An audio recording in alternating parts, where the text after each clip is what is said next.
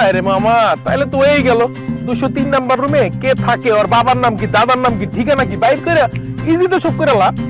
এত ইজি ভাবিস না জিনিসটা এখন আরো জটিল হয়ে গেল। কিভাবে জটিল? গত 6 মাসে ওই হোটেলে এই রুম কেউ বুকিং দেয়নি,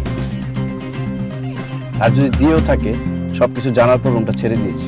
মামা ফোন, এই ম্যানেজার আমি আওয়ার পর দেখে আমার চিটার মন তোর চেহারা দেখে চিটার বাটপার একটা ব্যাপার আছে, দেখলেই চিটার মন।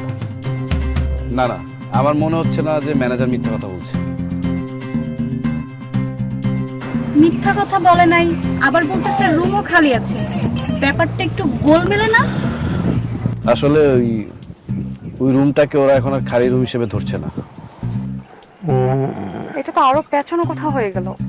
রুম খালি, অথচ ওরা বলছে রুম খালি নেই।